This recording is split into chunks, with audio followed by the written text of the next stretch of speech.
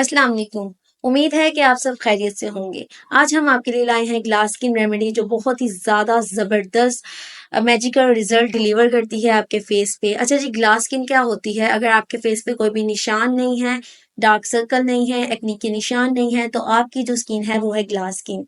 आज का जो हमारा फेस मास्क है वो डायरेक्टली फोकस करेगा आपकी स्किन टाइप को परफेक्ट लेवल तक लेकर जाने में।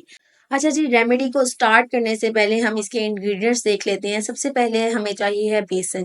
बेसन जो है वो एंशिएंट टाइम से यूज़ किया जाता है स्किन को खूबसूरत करने में। बेसन हमारी स्किन को बहुत सारे फ़ायदे देता है, डेड स्किन को रिमूव करता है और अगर आपको एक्ने की प्रॉब्लम है तो इसके अंदर एंटीसेप्टिक प्रॉपर्टीज़ होती हैं जो एक्ने को बिल्कुल ख़त्म कर देती हैं। सेकेंड जो इंग्रेडिएंट है वो है चावलों का आटा। चावलों का आटा या तो आप बाज़ार से ले लें या घर में भी इसको ईज़िली बनाया जा सकता है। चावलों को रिलेट किया जाता है ग्लास स्किन के साथ क्योंकि चावलों के अंदर होते हैं अमीनो एसिड्स, बहुत सारे विटामिन्स और बहुत सारे मिनरल्स जो आपकी स्किन को रिपेयर करने का काम करते हैं। राइस एंटी एजिंग प्रोसेस को स्लो डाउन करता है। थर्ड जो इंग्रेडिएंट है वो हमें चाहिए है कस्तूरी हल्दी। अगर आपके पास कस्तूरी हल्दी नहीं है तो आप सादी हल्दी जो हम किचन में यूज़ करते हैं वो भी यूज़ कर सकते हैं।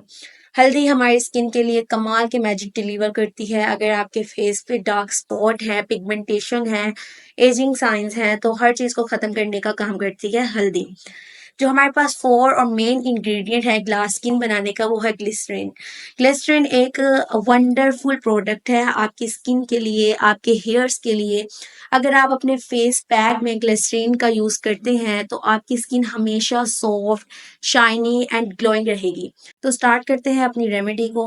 सबसे पहले मैंने यहाँ पे 1.5 टेबल स्पून जो है वो बेसन ले लिया है। साथ ही हमने 1 टेबल स्पून जो है इसमें चावलों का आटा शामिल कर दिया और 1 चुटकी के बराबर इसमें हमने हल्दी शामिल कर देनी है। साथ ही हमने हाफ टेबल स्पून जो है वो ग्लिसरीन ऐड कर देनी है।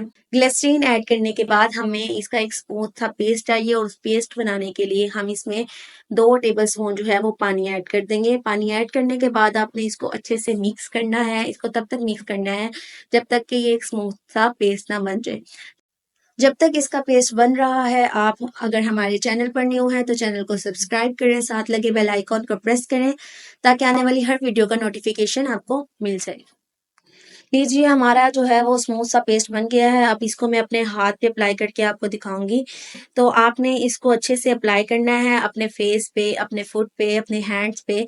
जिस भी चीज़ को आप ग्लोइंग और शाइनी बनाना चाहते हैं आप वहाँ पे इसको अप्लाई कीजिए। हमारा जो है पेस्ट वो खुश्क हो चुका है और आपने इसको 10 से 15 मिनट लगे रहने देना है, चाहे ये खुश्क हो या ना हो।